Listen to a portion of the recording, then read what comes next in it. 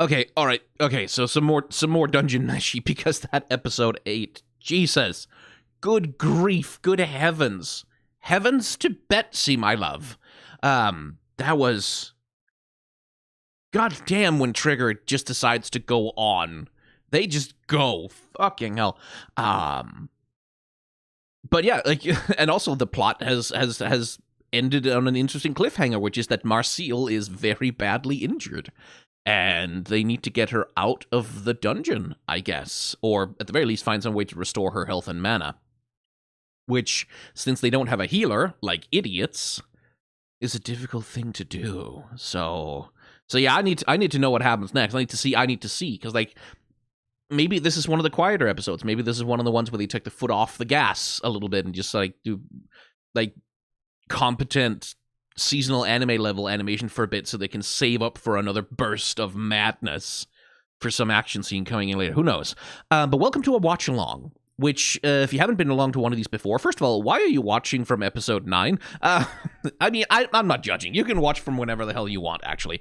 But if you haven't been along to one of these before, the way it works is that there's a timer in the top left corner of the screen up there, which tells you where I am in the episode. Right now, I'm 18 seconds into the episode, which equates to, on the timer that I've got going here, that is with 27 minutes and 23 seconds left because Dungeon Meshi is on Netflix, and so if you want to sync up with me on Netflix, which has a timer that counts down rather than counting up, then this should be helpful in helping you synchronize with where I am and what I'm looking at. But also, you get the lovely screenshot on screen right in front of you right there, telling you exactly what I'm looking at when I pause the video. Because I can't obviously show you the episode in motion, I can only show you a screenshot of what I'm looking at when I pause. So whenever I play the episode, we'll go back to a little bit of key art over there instead. So what's gonna happen is I'm gonna set the timer to 0.0000000, just all the way back, or to minus 27:41 or whatever, and then I'm gonna say 3, 2, 1, play, and then we're gonna go. And every once in a while, I'm gonna have something more to say than what I can just comment idly during the runtime of the episode, and I'm gonna say 3, 2, 1, pause, and then I'm gonna talk about whatever thing it is that I want to talk about, and then I'm gonna say 3, 2, 1, go again. And in that way, we sort of keep in sync with each other with the aid of the timer and with the aid of the screenshot that you get on screen. Does that sound good to you? I hope it does, because otherwise this whole thing doesn't work. So this better you better think that this sounds good. This is on you. What the fuck am I doing? I don't know. 3, 2, 1, go. Netflix.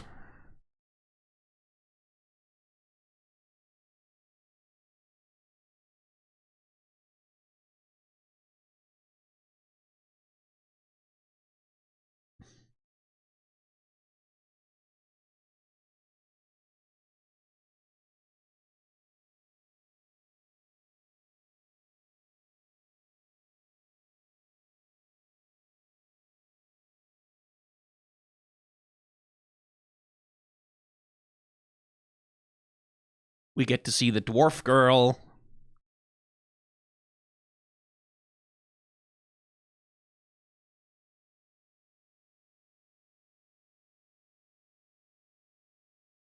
The show is also pushing Fallon more into our mind. Like, we get, like, this flashback from Marcille, especially, like, why she and Fallon connect very strongly as friends, right? Which sort of, like, which is something that the show is pacing out really well, the way in which it's holding... Like, it's reminding us that the overarching quest is to go and rescue Fallon, right? But without really setting up a ticking clock, right? Like, we have the ticking clock that it takes a dragon a bit to digest someone, so they might have time to get her out. But it's not a thing of like, oh, if we don't get there in the next 5 hours, like, there's no like super urgent ticking clock, which is good for the tone of the show, because like it needs to not be, we need to not constantly be worrying about like, why aren't they going faster? So like it's well balanced tension.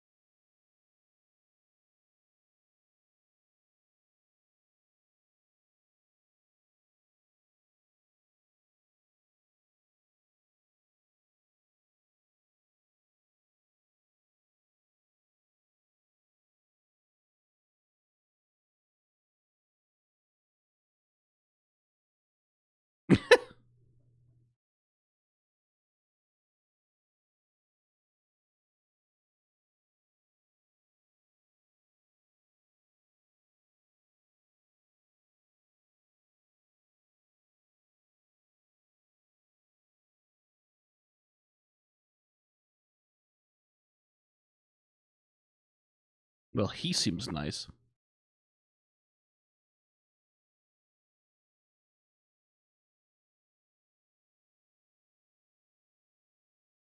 Oh, they're about to get humbled. Oh.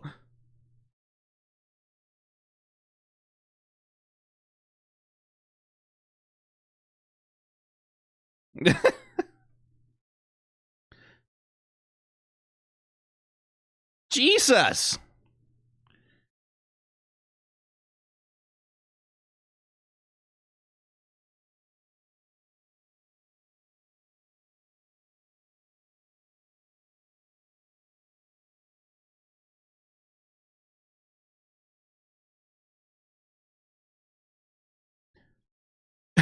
Three, two, one.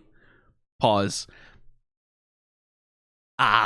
Again, so this is the thing we've talked about previously, right? Is the casual relationship with death that exists within dungeons, right? Like the very casual relationship with like death and the ending of things, because the magic that's present simply allows for revival, right?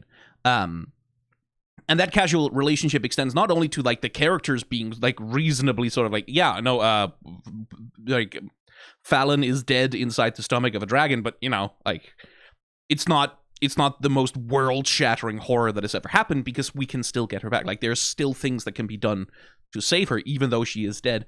But it extends clearly also the other way, which is that the preservation of life is like, yeah, casual. Like it's which is what this character is doing, right? Like he shows up, it's like, could someone heal our friend who's dying of blood loss and bad wounds and shit? And he's like, offer me money. And they're like, we don't have anything. And it's like, oh, too bad. Like, it's like sort of chiding them for not having a revival fee ready, kind of thing. That is also part of the casualness, right? That the death isn't that serious, both in the sense that characters don't they get shattered and broken up about it so much, but also in the sense that people aren't as concerned with preventing it from happening as perhaps they should be. That old bastard there, I can tell I can tell I'm gonna like him a lot, in the way that I just want to like kick him in the nuts, take his lunch money and shove him in a locker. Like he's that. That's a deliciously coarse character. That's a character that you can really sort of like. You can really scrape your nails against the blackboard of that one. Quite like that. Okay, 3, 2, 1. Unpause.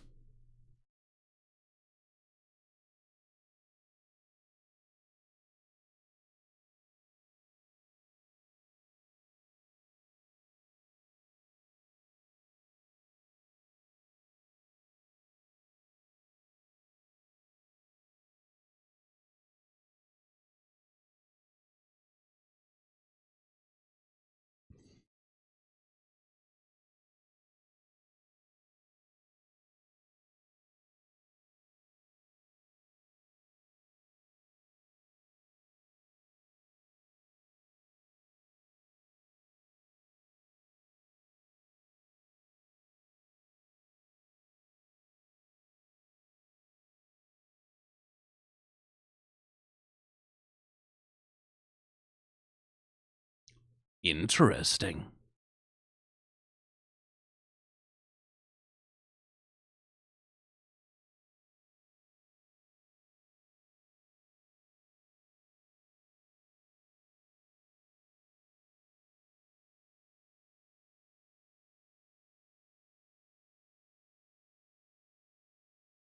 Unreliable is she?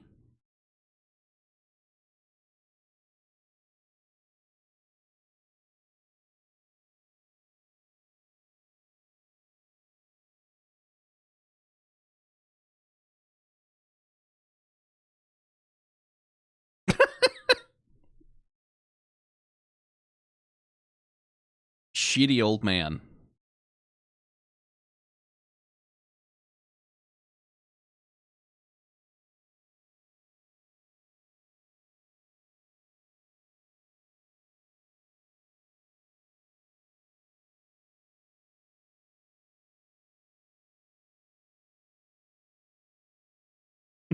She's not wrong.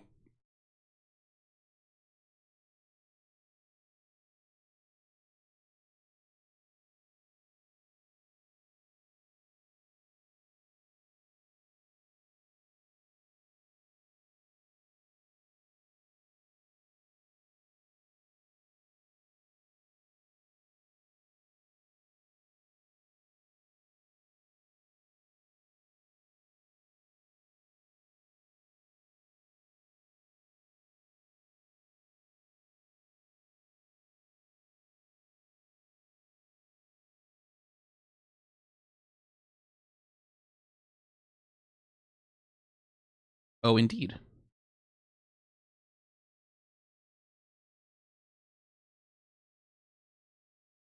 Oh, again with... Oh, Jesus. Oh, that was... Okay. 3, 2, 1, pause. Where it's... Okay, I'm just gonna go back a little bit. Because first of all, the animation of the archer, or the like standing up again, I commented on this in the last episode, but just like the attention to physicality that's paid in these character animations, like this is part of what just charms me so much about the show, because like there are different animation styles. Like people tend to think of anime in a sort of monolithic way, right? That it's this one thing that's like a genre unto itself, and it's not even in animation style. Like I would say that like the closest descriptor for what anime is that it's a stylistic movement, right? That has certain traits, that has certain like commonalities that are born out both of its material conditions, which is like the working conditions, and like the balance between like the scale and scope and speed of production versus the amount of budget that's available, and the labor conditions that are available in the Japanese animation industry, which are terrible.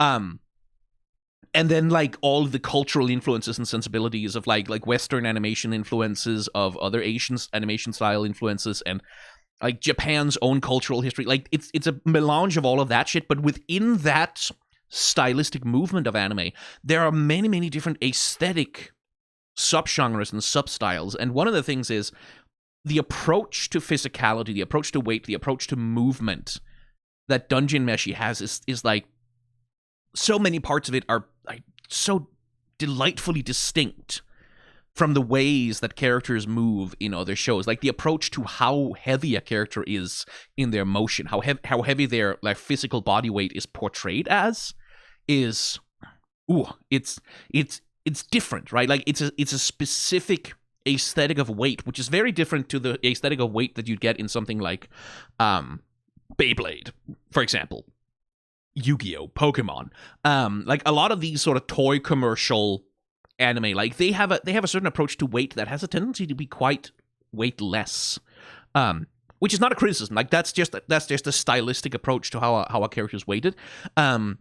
Very serious-minded dramas have a tendency to have a certain movement aesthetic to them as well. Like, one of my favorite shows ever is Mushishi, which is like this really sort of tone poem fantasy anime about like mystical creatures and a guy who goes around dealing with them. It's like very, very still, very, very quiet show, and it has a movement aesthetic that matches, where the movement is almost minimalistic in the way that they animate characters like going about their business, which is like, but what I'm teeing off on in Dungeon Meshi here is like the approach to weight is one that reminds me of, I think I've said this before, like, but it reminds me of Disney animation. It reminds me of like Western traditions of solid drawing and these, like, some animation principles obviously are universal. There's always going to be overlap, but the vibe, the feeling I get watching characters move their weight around in a lot of these episodes, like it my initial reference, like the animation that I'm most familiar with that feels the same way is fairly high budget Western animation. And so that's what I'm teeing off on, but which is not to say that this is exclusive to Dungeon Meshi. Other shows have also done it. Trigger have used that kind of animation style before. It's just, I really enjoy it. I really like it. But also, tentacles snapping around the neck. Like, this is, because this is a lovely point of contrast. as the character like stands up with this, like you can see like that slow lifting of the body mass, right? As they like tense their muscles and their core, they pull themselves up, they bring the the crossbow up with them, and then watch as the tentacles come down. Like the movement aesthetic of how they snap around the neck doesn't have that sense of like weight and slowness to it. This is highly stylized. This is this is instant. This is very, very snappy, and it uses a lot of smearing. It uses a lot of like these really sharp, like doubling and like these really sharp, distorted lines to like create this sense of like a chaotic rope, essentially, that's snapping shut around someone's neck, which is like a very, like, this is a very Studio Trigger way to do that, by the way. Like, this is shit, you see that all over Kill la Kill, you see that all over Pantheon Stalking, and that's like, that has a very different animation feeling from like that slow weighted approach. And the same thing here, as the character is about to get like snapped, whoop, just like a quick smear, vish, up into the air. And that's a different approach to weight, but it's not something that clashes. It like, it meshes together really well. And I'm just eating well. I'm just having a good time right now with this. Ooh, it looks good. It looks so good. It's so nice.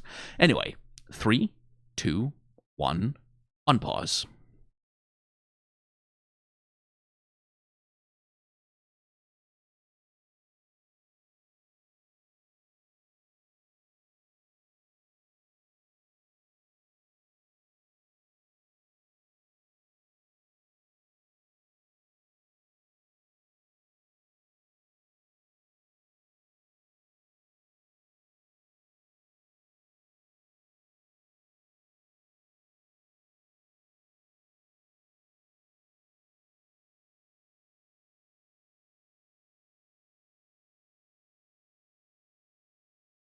He's so cute without the helmet.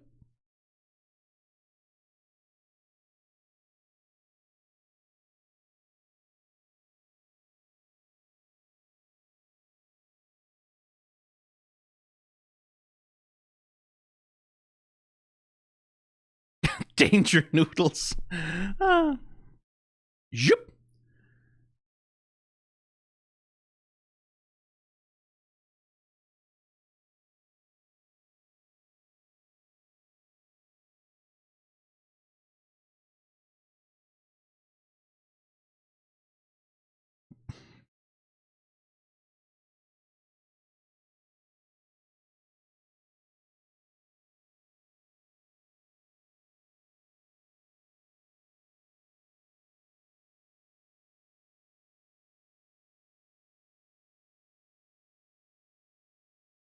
Whee!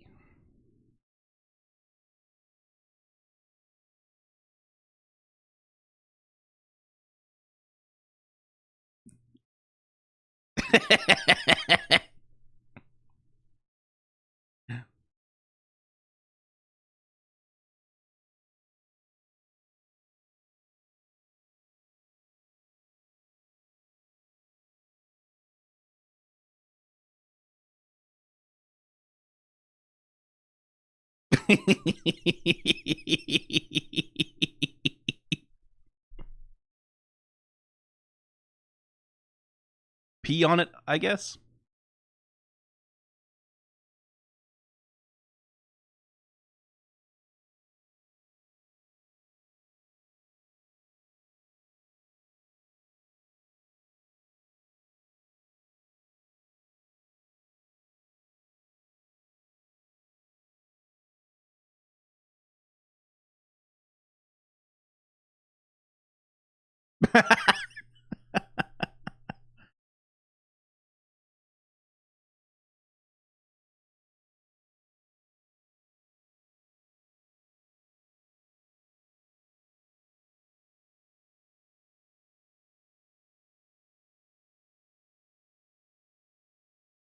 These freaks.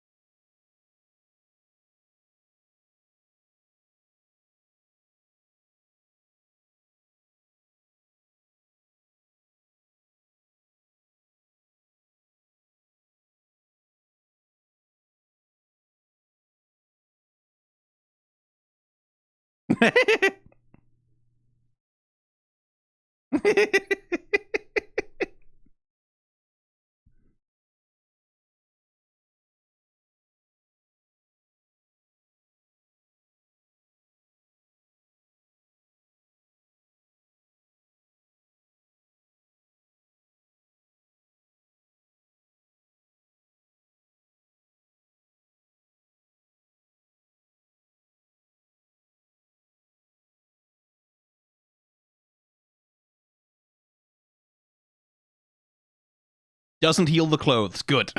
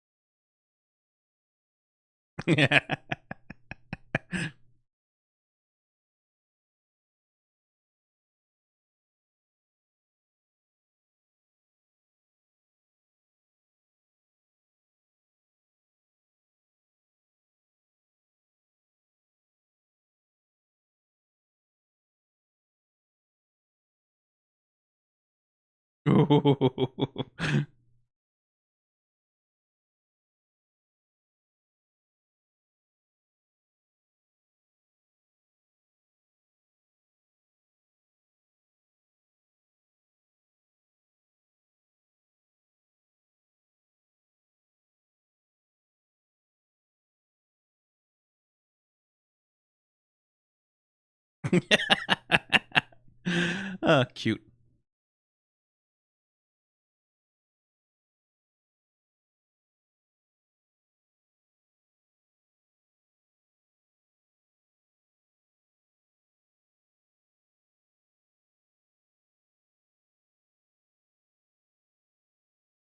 My.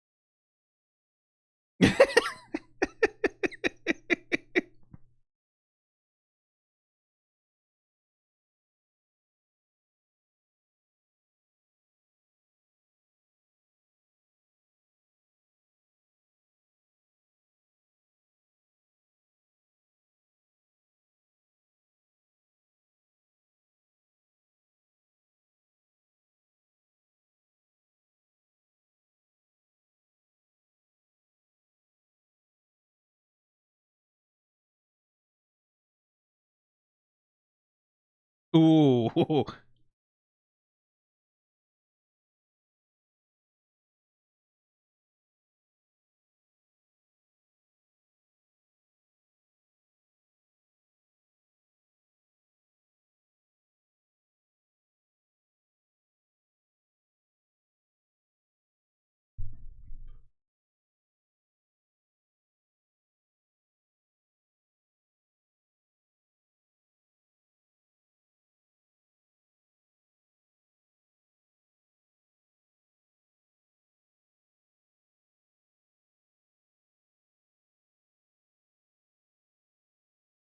おー。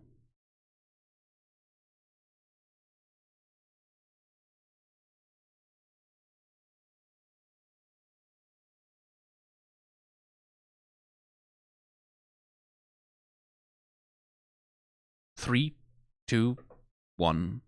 Pause. Just indulge me. Just allow me. Just give me a second. Just give me a second and go like, Um, you know that Tex Avery cartoon with the wolf, and the banging of the chair on the table, and the hooting and the hollering and the whistling, and the yeah, mm-hmm, mm-hmm. Yeah, just just that is a fine looking woman. Okay, got that out of my system. 3, 2, 1, unpause.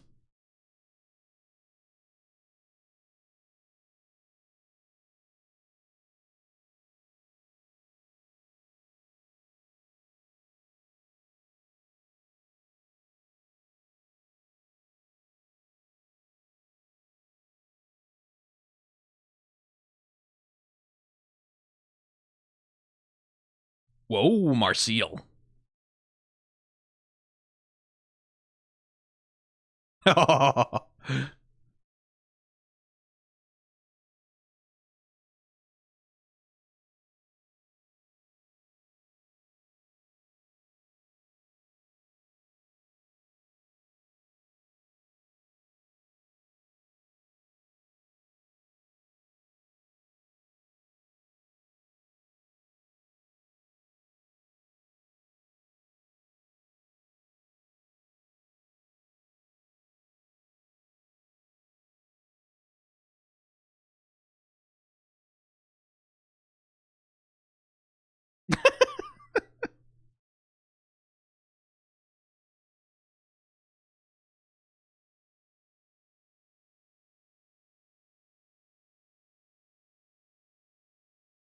Angelic choir.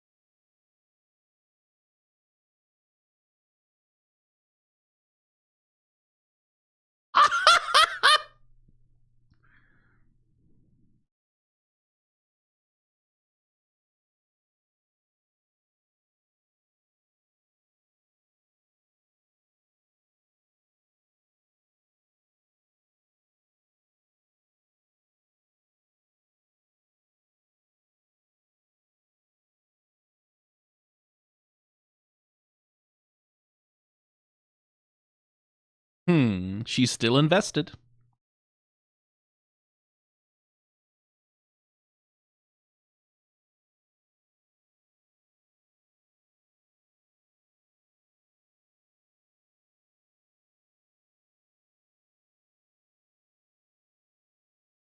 Oh.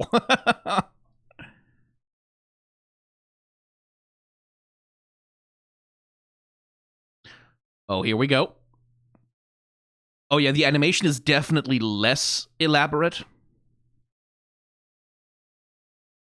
on the Undine and its water effects right now, but it's still good.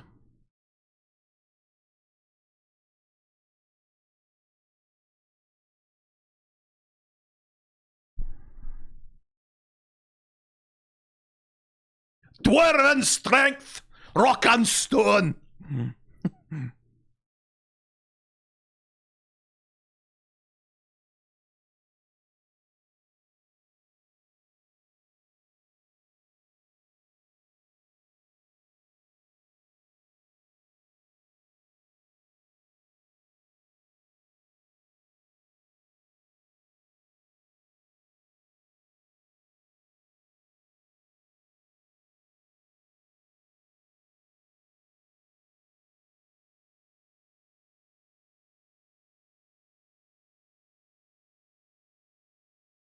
Like popcorn.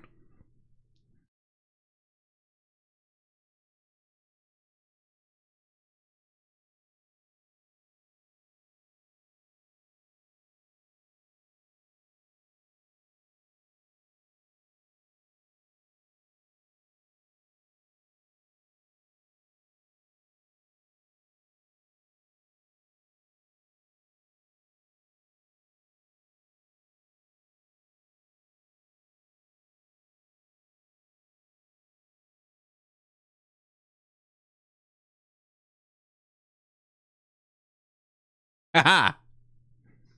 Time to boil some shit. Oh, that's gorgeous. Okay. 3, 2, 1, pause. That is so good.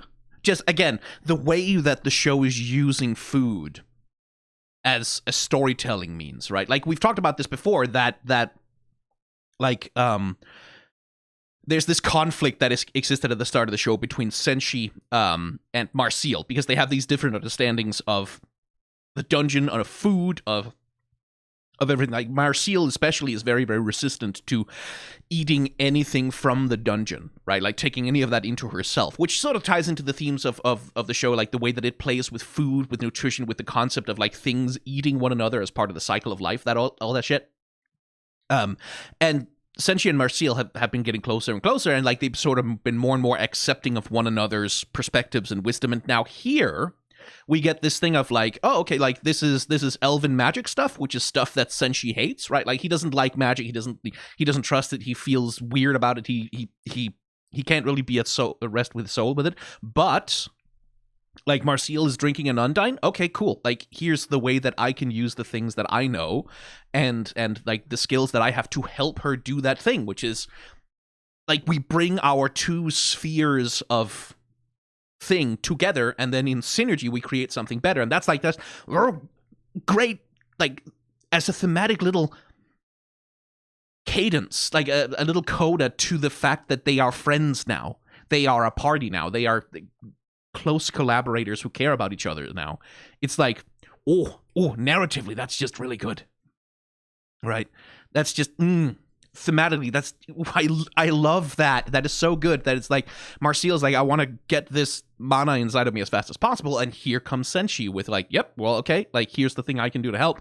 And then collaboration, good. Oh, it's just, the structure of this storytelling is so fucking good. And I remember that it's like, I believe I got past the Undine when I read Dungeon Meshi. Oh yeah, no, I did, because I remembered the thing with the creature that happens later. But it's so long since I read Dungeon Meshi that I didn't really remember these scenes. But I remember that even at the time, even though I wasn't paying as much attention to that as I am to this, I thought the story structure was really fucking strong in the manga, and it's still strong here. Like, it knows how to pace out, like we talked about, like the thing about pacing out the threat with Fallon, that we do need to get there, within a reasonable amount of time to save her, because there's a dragon that's slowly digesting her, but also that it's not like an apocalyptic ticking clock, right? Like, it's not one that, like, drives the characters to, like, it's not one that undermines the story by making all of us wonder, like, why aren't they fucking moving faster, right?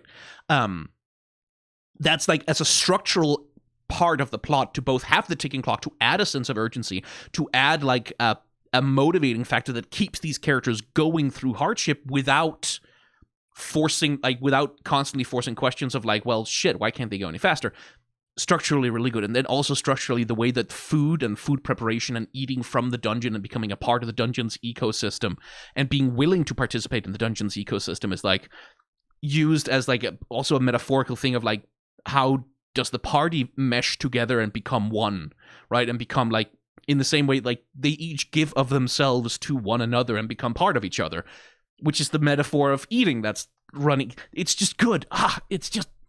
This is good structural storytelling, and it's like, I have done this to myself.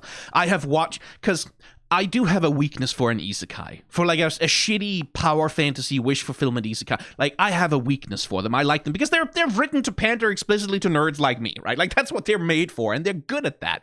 And I have consumed too many of them recently, and I think I'm just now feeling the relief and the joy of coming back to something that isn't just made to be, like, that isn't just made to intellectually jerk me off, right? In the sense that it's not just made to provide you the constant catharsis of an exceptional power fantasy, but it's, like, trying to do something strong thematically with this narrative and storytelling. Like, that, I'm kind of high on that right now, because it's joyful. 3, 2, 1, unpause.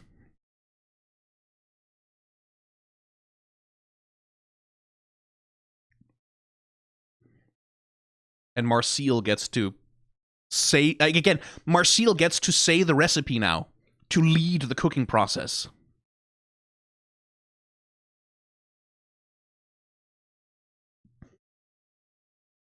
And it's such a beautiful... gorgeous. Just storytelling-wise, this is so good.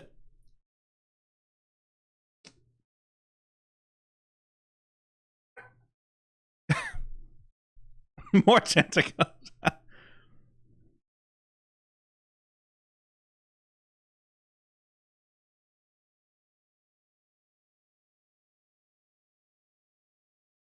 And again, the sharing of food as a means to build bonds, right?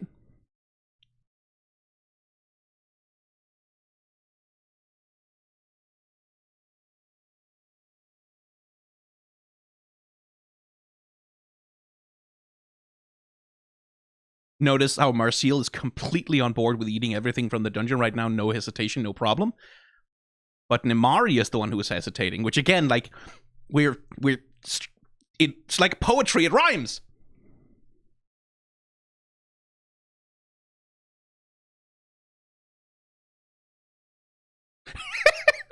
Lyos with that face.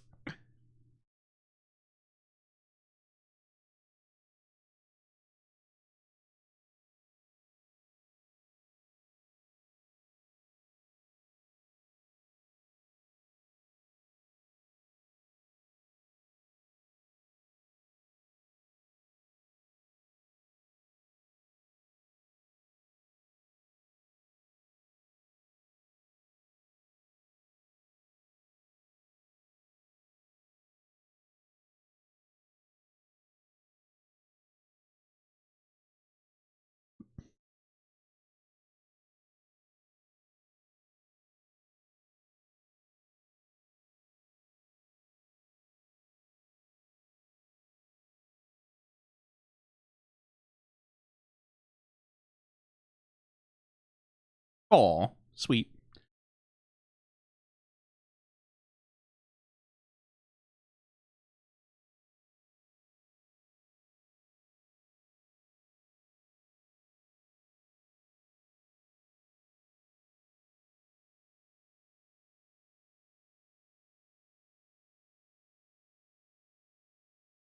Food as a means to build bonds, right? Like, as a gesture of trust, as a building of family. Like, see, the offering of food as, like, a ritualistic way to reaffirm bonds.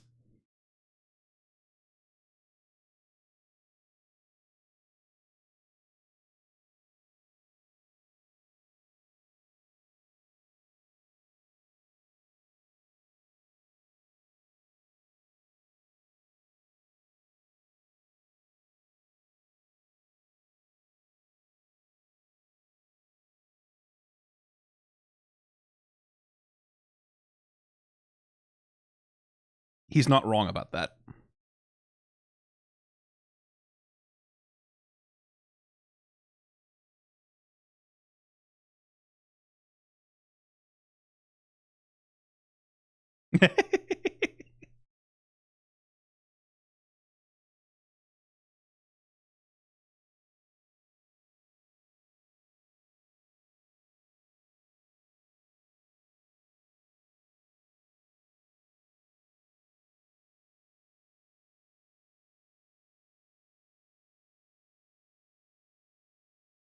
That's a fine fucking woman. God damn! Oh, I eat so fucking well with this show. God damn. I choose that metaphor on purpose. I know, it's an intended pun. Just... like, and that's also, like, structurally the reason to reintroduce Namari to the party. It's like someone they know, someone, like, they used to adventure with her. They used to be sort of, at least such as Marcel saw it, a fairly tight-knit group, even though it turns out that, you know, people who go to the dungeons have motivations that aren't necessarily... By the way, the lighting, the way that they use light in this fucking show, lighting shading, is so fucking gorgeous. Because actually, like, look at this. Look at the way the light and shading is used on, like, the fur skirt that Namari is wearing, right? it's used to provide volume. It's used to sort of enhance the posture of what she's doing and like really add the three-dimensionality. Not every show does that with Light and Shadow. Not every show would do that.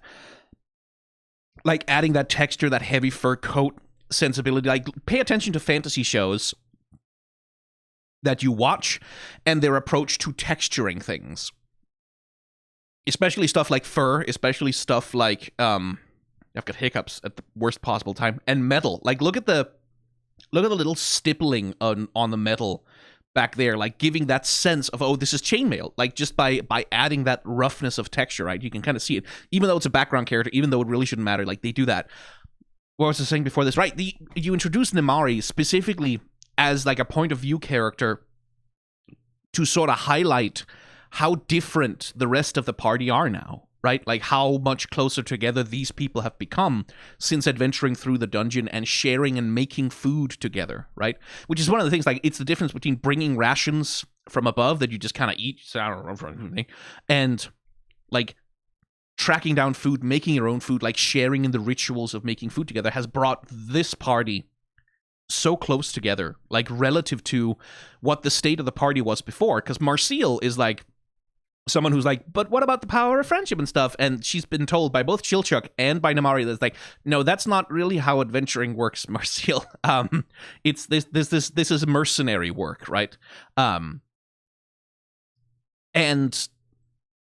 what's like, and so Namari becomes this point of view character to sort of show how much the party has changed, right, from what they've been doing down here, from the struggle that they've been sharing down here. That there's a real shift in attitude, that this party is no longer just together because of its money time, right? But that the bonds are different from other adventuring parties. It's a really nice way. It's also world building, right? Like it's also a way to sort of mark out that like the party is unusual even from the first get-go, right? Because Laios wants to save Farley because she's his sister, right? Family. Makes sense. Marcille wants to save her because she's her best pal, her gal, her pal who's a gal, who's a gal, who's a pal, her very best bestie. And Senshi is just like along for the ride, right? Like Senshi doesn't really have a reason to want to save her, and like Chilchuk goes like, yeah, she's my friend, but I'm a mercenary. I do this stuff for money. But like the man doth protest too much. Also, this little thing. God damn it, I had it just a second ago. Right, when she's first looking at the food.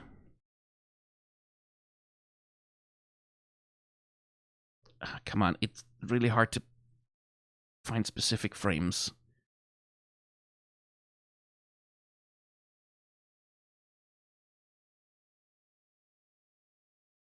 Where is it? Because there's a frame of her holding the food, the first... There, right? That's what the food looks like to her at first. And then there's after she has eaten of it. Boom! Now it looks like this, which is like... that was such a cool little move, is that the moment she eats of it, it changes her perspective, right? It changes how she sees things because she's now she's eaten of it, she's partaken of the ritual. Her perspective has been changed, and now she's offering the food to like her grumpy old shitty boss, right? And being like, no, you have to taste this. This is so fucking good. And that's like just a little tiny visual detail, just showing the way in which participating in this, right? Like by like the change in perspective in the character, where at first she doesn't see the richness or the flavor or the love or the beauty in it. She just sees these are monster parts that have been boiled. But then she tastes it and she gets like a sense of, oh shit, what is this stuff? And then perspective swaps. And now it's like, oh shit, no, this is food that was prepared like really well. It was really well cooked. And all of a sudden it looks like fucking Ghibli food, right? It's just, ooh. Again, little visual storytelling things like that, just showing us how a character's perspective changes and the effect that sharing food has on people. In that sense, like, tying in so well to the themes of the show. Oh, I eat so well. It's delicious, this fucking show. It's delicious in a dungeon. I want to see what Mr. Samurai Man is getting up to. I want him to show up soon, since apparently he wanted to marry Farley. Which, sorry, Marcel is first in line, buddy. Marcel propaganda. I really like this show. Just the craft, right? Just the craft, the sheer amount of just solid work, solid craftsmanship, and careful thought and consideration that's going into it. It's it's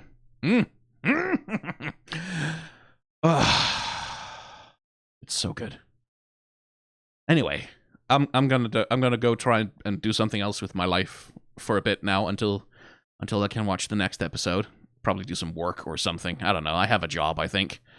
Bye.